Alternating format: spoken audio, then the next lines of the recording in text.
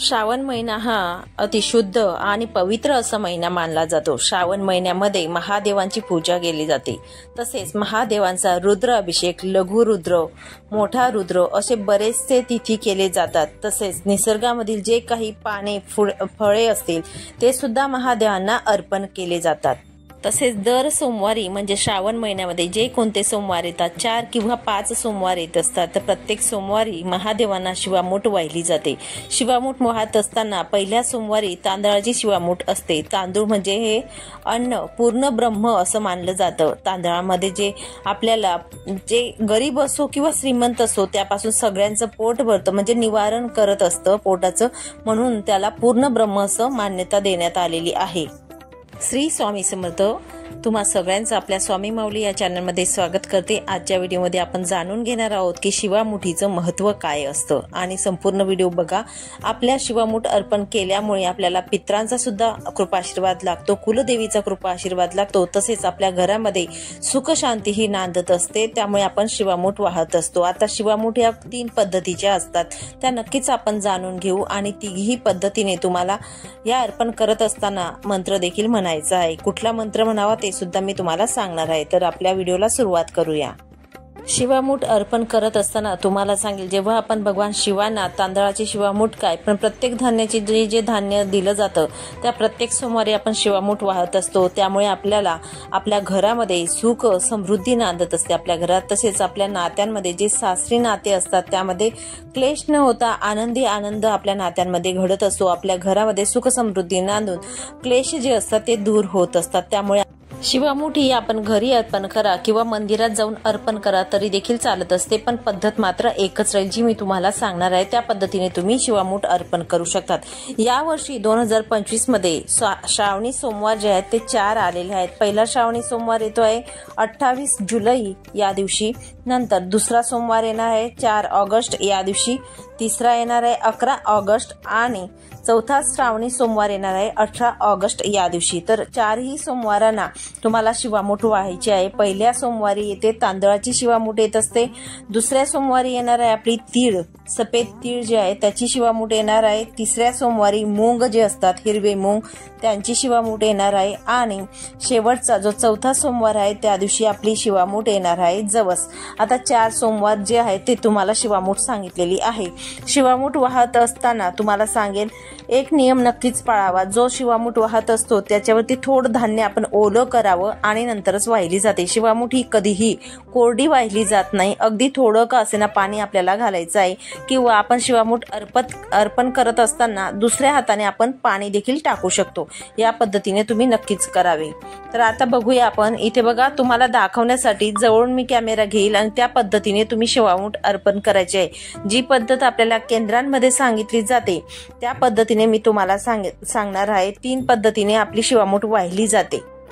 सर्वप्रथम आपल्याला आपल्या घरामध्ये पूजा करायची असेल तर बघा गणपती बाप्पांची पूजा करायची, गणपती बाप्पांचा अभिषेक करावा। ओम गण गणपती नमः या मंत्राने, या मंत्राचा जप करत गणपती बाप्पांची यथाशक्ती आपण पूजा करायची आहे। त्यानंतर आपल्या घरातील शिवलिंगाचा अभिषेक करायचा आहे।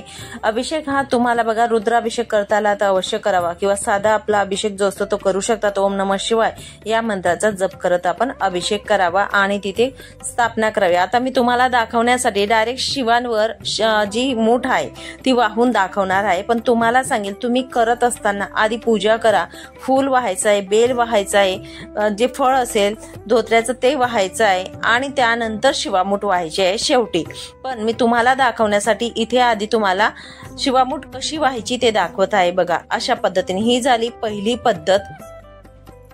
आता पहिली पद्धत जी असते ती आपल्या गुरूंसाठी, आपल्या बघा आयुष्यामध्ये अध्यात्माची प्रगती हवी, गुरूंचा कृपा आशीर्वाद पाहिजे म्हणून पहिली शिवमूठ अशी। आता ही दुसरी शिवमूठ ही आपल्याला कशासाठी तर आपल्या कुलदेवीचा, आपले इष्टदेव जे असतात त्यांचा कृपा आशीर्वाद मिळण्यासाठी ही दुसरी शिवमूठ। आणि तिसरी शिवमूठ बघा अंगठा जो असतो तो खाली करायचा आहे आणि ही म्हणजे झाली आपल्या पितरांच्या कृपा आशीर्वादासाठी, पितरांच्या सद्गतीसाठी। अशा पद्धतीने आपल्याला 3 पद्धतीने शिवामूठ व्हायची आहे। समजलं नसेल तर परत रिपीट व्हिडिओ बघा आणि अशाच पद्धतीने पद्धतीने तुम्ही 3 वेळा शिवमूठ व्हायची आहे। त्यानंतर बेलपान जे आहे ते अशाच पद्धतीने व्हायचं। बेलपानाला जो गाठ असते ती आपण काढून घ्यायची नखाने। त्यानंतर जो ओलं करून व्हायचंय, कुठलीही वस्तू जी असते ती महादेवांना ओली करून व्हायची असते। तर मधलं पान जे असतं ते टच करावं तिथे महादेवाच्या पिंडीवर ओम नमः शिवाय म्हणून, किंवा जो कोणता मंत्र असेल महादेवांचा कुठलाही मंत्र घ्या, त्या मंत्राने आपण व्हायचं आहे। ठीक आहे, या पद्धतीने आपण बेलपान व्हायचं आहे।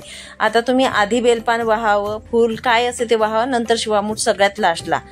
इथे जर तुमच्याकडे बेलचे पानं किंवा फुलं तुम्हाला काय व्हायचं असेल ते कमी असेल तर एका डिशमध्ये असे पानं घ्या किंवा हातावर घ्या तुम्ही कमी असतील तर, आणि 88 नामावली आपण शिवांची म्हणू शकतो। आणि त्यानंतर देखील आपण पानं अशा पद्धतीने वाहू शकतो जर कमी पानं तुमच्याकडे असतील बेलाचे तर। आता इथे शमीचं पान आहे, शमीचं पान देखील बघा, जो चिकन भाग असतो तो हा आणि हा उलटा भाग आहे। तर आपल्याला जो चिकन भाग आहे तो असा ठेवायचा आहे महादेवाच्या पिंडीवर, ज्या प्रकारे आपण बेलाचं ठेवलं त्या पद्धतीने। ठीक आहे, धोत्र्याचं फळ जे असतं ते इथे ठेवलेलं आहे। अशा पद्धतीने देठ जे असतं ते महादेवांकडे करावं, अशा पद्धतीने आपण महादेवाची पूजा करायची आहे आणि नंतर शिवामूठ व्हायची आहे। इथे मी तुम्हाला फक्त कृती करून दाखवली आहे, आधी शिवामूठ वाहून दाखवली कारण तुम्हाला समजलं नसतं त्यासाठी। ठीक आहे, आणि शिवामूठ वाहत असताना भरगच्च अशी मूठ भरून घ्यायची। अगदी काही लोक थोडेसे धान्य हातात घेतात आणि मग वाहतात, तर असं करू नका। शिवामूठ म्हणजे काय तर पूर्ण मूठभर धान्य तुम्हाला आपल्या हातामध्ये घ्यायचं आहे आणि त्या पद्धतीने आपल्याला शिवामूठ दाखवायचे आहे। आता आपण शिवामूठ वाहिलेली आहे बरोबर, तर हे धान्य काय करावं तर बघा, हे जे धान्य आपण वाहिलेलं असतं, हे जे धान्य असतं ते आपल्या गच्चीवर किंवा आपल्या आजूबाजूला जर पक्षी येत असतील तर त्यांना तुम्ही खायला द्या। आणि जर असेलच जास्ती तर बघा, हे जे आपण निर्माल्य टाकणार आहोत समजा, तर निर्माल्यामध्ये टाका, पण जे दाणे असणार आहेत, तांदळाचे दाणे असतात ते आपण बघा वाहत्या पाण्यामध्ये टाका। म्हणजे तिथे जलचर प्राणी जे असतात, मासे वगैरे असतात, खेकडे असतात, काहीतरी प्राणी असतात बघा पाण्यामध्ये, त्या प्राण्यांचे पोट भरेल, निवारण होईल आणि पुण्य देखील आपल्याला मिळत असतं। म्हणून या पद्धतीने तुम्ही ते तांदूळ असतात किंवा मूग असेल किंवा तीळ असेल, पुढची जी शिवामूठ असेल ते अशा पद्धतीने आपण अर्पण करायचे। रात्रभर ही पूजा अशीच्या अशी तुम्ही ठेवू शकतात। त्यानंतर तुम्हाला सांगेल महादेवांना आपण नैवेद्य दाखवायचा आहे, त्यांची कर्पूर आरती करायची आहे। साधी आणि सोपी पद्धत आहे, फक्त तुम्हाला सांगेल जे केंद्रातून आपल्याला सांगण्यात येतं ते या पद्धतीने शिवामूठ वाहिली जाते आणि सगळ्यांनी अशाच पद्धतीने शिवामूठ व्हावी। आता शिवामूठ वाहत असताना 2 मंत्र म्हणण्यात येतात, ते मंत्र देखील तुम्हाला म्हणायचे आहेत। एक वेळा शिवामूठ वाहत असतो तेव्हा एक वेळा हा मंत्र म्हणावा, शिवा शिवा महादेवा, माझी शिवामूठ ईश्वरा देवा, माझ्या मनातील इच्छा पूर्ण कर रे देवा। हा पहिला मंत्र झाला। आता दुसरा मंत्र कसा म्हणावा, शिवा शिवा महादेवा, माझी शिवामूठ ईश्वरा देवा, सासू सासरे धीर जावा, ननंद भ्रतारा, नावडतीची आवडती कर रे देवा। हा दुसरा मंत्र झाला।